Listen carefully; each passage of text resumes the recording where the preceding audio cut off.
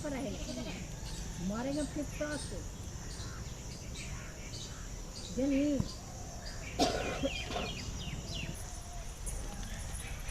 अरे ये तुम क्या कर रही हो? कुछ नहीं दीदी, ऐसे ही। वो तो फिर इतनी गंदगी में क्या कर रही हो तुम? ऐसे कपड़ा क्यों सुखा रही हो? वो मैं अच्छा अच्छा, मैं समझ गई, तुम घबराओ मत। ऐसा करो, तुम अपनी 3-4 सहेलियों को लेकर सीएन श्रीशी में आ जाओ, मैं तुम्हें इसके बारे में सब कुछ बताऊंगी। ठीक है दीदी। ठीक है, तुम अपनी सहेलियों को लेकर आना, अभी मैं चलती हूँ।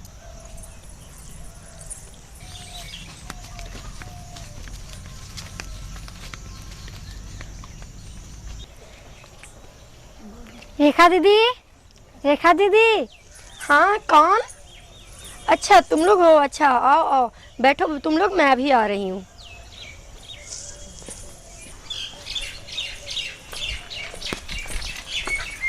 लो ये चादर बिछाओ, उसके बाद मैं तुम्हें सब कुछ समझाती हूँ।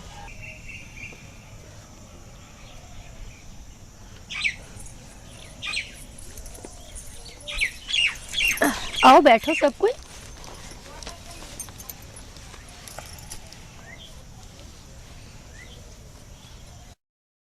नमस्ते बच्चियों। नमस्ते दीदी। तो सबसे पहले मैं आप लोगों को अपना परिचय देती हूँ।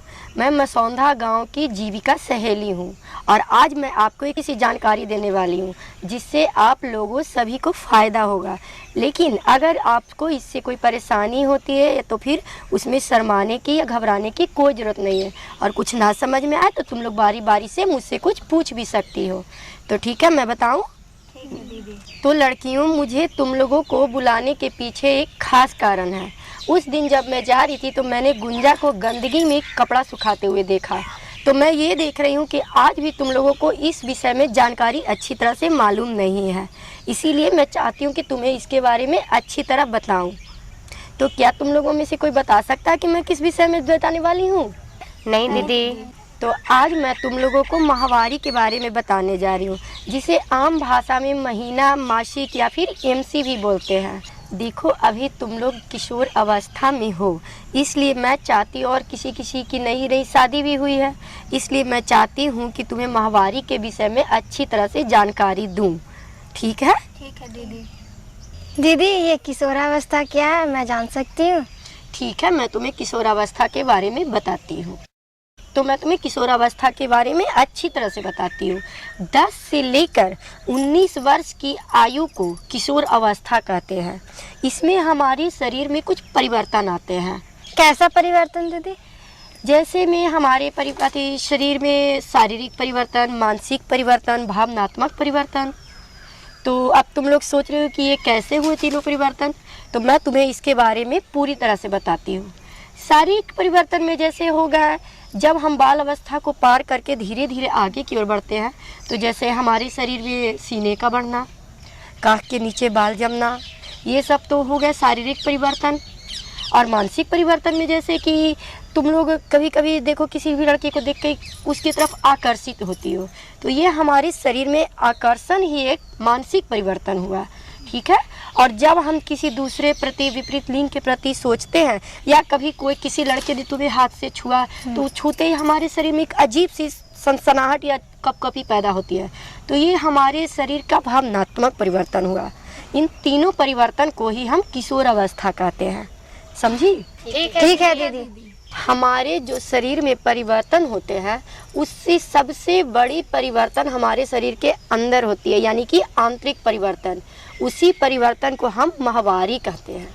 माहवारी क्यों होती है दी? ये सिर्फ लड़कियों में ही क्यों होती है? ठीक है, मैं तुम्हें इसके बारे में बताती हूँ। ठीक है, मैं तुम लोगों को माहवारी के बारे में अच्छी तरह बताती हूँ। जब लड़कियाँ किशोर अवस्था में पहुँचती हैं, तो उनके शरीर के अंदर से एक योनि के द्वारा खून का बहाव होता है, जिसे हम एक साधारण तौर पे माहवारी कहते हैं। ठीक, इसको जैसे कि हर महीने में 4 से 5 दिनों के लिए होता है, लेकिन ये 4 और 5 दिनों के बाद ये रुक जाता है, और फिर ये 25 से 32 दिनों के अंतराल पे पुनः शुरू होती है। इसे ही माहवारी चक्र कहते हैं। ठीक है? ठीक है। और इसकी शुरुआत 10 से 15 वर्ष के आयु में होती है। ठीक है? और ये नियमित होती है। ठीक है दीदी। परंतु दीदी पिछले माह में मेरा माहवारी आया था, लेकिन इस महीने में नहीं आया, ऐसा क्यों दीदी? आप तो कहते हैं यह हमेशा नियमित होता है। हाँ हाँ ऐसा है, लेकिन इसमें क्या होता है, शुरू में ये अनियमित होता है, लेकिन फिर धीरे धीरे ये नियमित हो जाता है। ये कोई बड़ी समस्या नहीं है। ठीक है दीदी। अच्छा दीदी, या क्या खून निकलने से शरीर में कोई तकलीफ होती है?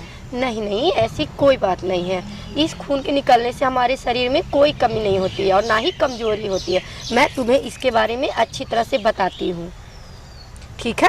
ठीक है। तो जैसे ये होता है क्या, हमारे शरीर में एक अंडाशय होता है और उसी अंडाशय के चारों तरफ गर्भाशय जो होता है हमारे अंदर, उस गर्भाशय में एक खून की परत जमी हुई होती है, ठीक है? जिससे हमारे शरीर के अंडाशय से निकलने वाला वो अंडा उससे जाकर चिपक जाता है और यही इसी अंडे के साथ जब पुरुष का शुक्राणु, जिसे आम भाषा में उसका बीज बोलते हैं, जब उसके साथ संपर्क में आता है तब हमारे अंदर वो गर्भ ठहरता है, जिसे हम बच्चा होना भी कहते हैं। और यही जब शुक्राणु हमारे शरीर में अंडे के साथ नहीं मिलता है तो वो परत जो खून की होती है गर्भाशय में, वो टूट जाती है और टूट कर वो जब नीचे की ओर अपने आप से गिरती है तो इसे ही माहवारी कहते हैं। समझी? जी जी दीदी। दीदी, ये जो जानकारी जो आपने दी है ये तो हम लोग को कोई बताता भी नहीं था। हाँ हाँ, इसीलिए तो जीविका सहेली का ये काम ही है कि तुम जैसी लड़कियों को हम अच्छी जानकारी दें और इससे तुम लोगों को कोई फ़ायदा पहुँचे। इसीलिए मैंने तुम लोगों को बुलाया था यहाँ। लेकिन मैं चाहती हूँ कि जैसे मैंने तुम लोगों को इस बारे में जानकारी दी, उसी तरह से मैं तुम लोगों को कुछ और भी जानकारियाँ देना चाहती हूँ। जैसे में इसमें कुछ सावधानी है, कुछ परेशानियाँ हैं जो तुम लोगों को बराबर होती होगी, लेकिन शायद वो तुम लोग समझ नहीं पाती। जैसे में देखो, जब ये हमें शुरू होती हैं तो इसमें हमें थोड़ा दर्द का सामना करना पड़ता है। जैसे हमारे पेट के नीचे वाले हिस्से में दर्द होता है, कमर में दर्द या फिर जांघों में भी दर्द होता है या नहीं? हाँ। तो क्या तुम लोग इसके बारे में कोई उपाय अपनाती हो? नहीं दीदी। तो इसके लिए तुम लोगों को चाहिए कि जब ऐसा दर्द हो तो अपने घर में कुछ बोलें या फिर हो सके वो तुम्हारे अच्छे चिकित्सक के द्वारा इसके बारे में दिखाएं, क्योंकि अगर समय पर इन चीज़ों का ना ध्यान रखा गया तो ये छोटी छोटी दिक्कतें तुम लोगों को लिए बड़ी बड़ी परेशानियां बन सकती हैं। समझी? जी दीदी। और एक चीज़ और, मैं तुम लोगों को सावधानियों के साथ साथ कुछ जानकारी सफाई के बारे में भी देना चाहती हूँ। वो क्या है दीदी? जैसे में देखो, जब हमारी माहवारी होती तो कितना भी लोग बहुत लापरवाही से काम लेते हैं। ऐसा नहीं करना चाहिए। आए दिन जैसे तुम लोग नहाती हो, साफ़ सुथरे कपड़े पहनती हो, इन दिनों में अक्सर कुछ लोग ध्यान नहीं देते हैं। तो तुम लोगों को खास करके इन दिनों में इन सब चीज़ों का ध्यान रखना होगा। जैसे में साफ़ सुथरा कपड़ा पहनना, अच्छा से नहाना, उसके बाद अपने गुप्त अंगों की सफाई करना। समझ रही हो ना मेरी बात को? हाँ दीदी। तो इन सब चीज़ों के लिए तुम्हें और भी जानकारियों की ज़रूरत है।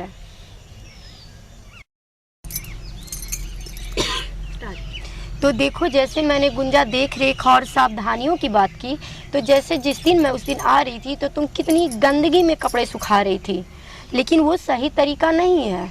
मैं जानती हूँ कि थोड़ी सी शर्म संकोच होती है, लेकिन ऐसी कोई भी घबराने की या संकोच की ज़रूरत नहीं है। ये प्रत्येक महिलाओं में ऐसा होता है। तो फिर क्या हम ऐसे छुप छुपा के या ऐसे बिना जाने पहचाने कुछ काम करेंगे तो हमारे शरीर के लिए हानिकारक है। तो मैं इसके बारे में तुम लोगों को अच्छी तरह से बताती हूँ, ठीक है? ठीक है दीदी।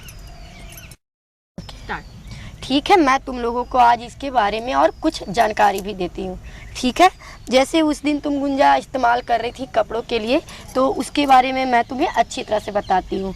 देखो, ये सूती कपड़ा है, ये तो हम लोगों के घर में आमतौर पर आसानी से मिल जाते होंगे। तो मैं तुम लोगों को इसका पैड बनाने के लिए सिखलाती हूँ, ठीक है? जब हम ये सूती कपड़े लेंगे, अपनी ज़रूरत के अनुसार इसे फाड़ लेंगे, ठीक है? जैसे ये देख लो, ठीक है? तो मैं इसे इधर रख देती हूँ और उसके बाद इसे इस्तेमाल किए हुए सूती कपड़े को हम अच्छी तरह से धो लेंगे। अगर किसी कहीं डेटॉल वगैरह मिले तो उससे, और ना तो नीम के पानी में खौलाकर इसे हम धो ले सकते हैं, जिससे ये जीवाणु कीटाणु रहित हो जाए, ठीक है? ठीक है। और उसके बाद इसे अच्छी तरह से कड़ी धूप में सुखा लेंगे, ठीक है? और उसके बाद हम इसे अच्छे से मोड़कर इसे बनाएंगे, ठीक है? इस तरह का। अगर हम इस तरह से बना लें तो ये देखो, ये हमें नरम और गद्देदार लगती है। ठीक है, अगर हो सके तो उपलब्ध हो तो कोई रुई वगैरह का भी आप इस्तेमाल कर सकती है, जिससे आपको कपड़े की कमी का भी एहसास नहीं होगा। कम कपड़ों में आपको रुई ज़्यादा आरामदायक लगेगी, और वो है कि वो सोखता भी ज़्यादा है। ठीक है, तो तुम इस तरीके से सूती कपड़े को मोड़कर इसे इस्तेमाल कर सकती हो। लेकिन फिर इसे निकालने के बाद इसे अच्छी तरह से धो, और उसके बाद जैसे हम तुम्हें बताएं कि कीटाणु रहित इसे बनाने के लिए, तो इसे फिर उसी तरीक़ा से धोएंगे। और अगर जहाँ तक हो सके तो दोबारा इसे इस्तेमाल ना ही करो तो ज़्यादा बेहतर हो। लेकिन अगर हमें ऐसा ना मिला कि उपलब्ध नहीं है मेरे पास इतना कपड़ा, तो इसे हम अच्छी तरह से साफ़ करेंगे और पूरी तरह धूप में सुखाकर पुनः इसे इस्तेमाल करेंगे। तुम लोगों को अच्छी तरह से इस बात समझ में आया? जी दीदी। ठीक है, तो मैं तुम्हें एक और जानकारी और भी दे देती हूँ। ठीक है ठीक दीदी। है, तो जहाँ तक ये कपड़े की बात है, तो ये कपड़ा मैं तुम्हें तो साधारण इसलिए बता रही हूँ ताकि ये गांव गिराव की लड़कियों को नहीं मिलती। तो मैं तुम लोगों को इससे भी ज़्यादा सुरक्षादायक एक और सामान को बताती हूँ। ठीक है जी। तो देखो, मैं तुम्हें बताती हूँ। ऐसे ही इसे पैड कहते हैं। ऐसे तो आमतौर पर ये हमें बाज़ार में मिलती है, लेकिन गांव में आशा दीदी के पास ये सब हमें कम कीमत में, जैसे 5-6 रुपए में मिल जाती है। तो वही अगर यूज करोगे तुम लोग तो ज़्यादा अच्छा रहेगा। ठीक है, और ये तुम्हें ज़्यादा आरामदायक भी होगा। और एक चीज़ और मैं बता दूं, इसे हर 5 से 6 घंटे पर बदलते रहना। इससे क्या होगा कि वो तुम्हें कोई भी इन्फेक्शन ना हो। जैसे हर 4-5 घंटे में एक तुम बदलते रहना, इससे तुम्हें कोई भी इन्फेक्शन नहीं होगा। समझी? ठीक है दीदी। ठीक है, तो पहले मैं तुम लोगों को ये पैड यूज करने का तरीका बतला देती हूँ। हम इसे यूँ लेंगे और ये हमारा ये पैंटी के ऊपर कुछ इस तरीका से करेंगे। सबसे पहले इसके पीछे का ये स्टिकर कवाड़ेंगे। उसके बाद इसमें एक गोंद होता है जो हमारे पैंटी के साथ चिपक जाता है, जिसे हम कुछ यूँ इस प्रकार से रख लेंगे। उसके बाद हम ये इस तरीका से कर लेंगे। ठीक है, उसके बाद इसको बीच से कवाड़ के इसे हम दोनों किनारियों की तरफ उल्टा करके उसे यूं चिपका देंगे।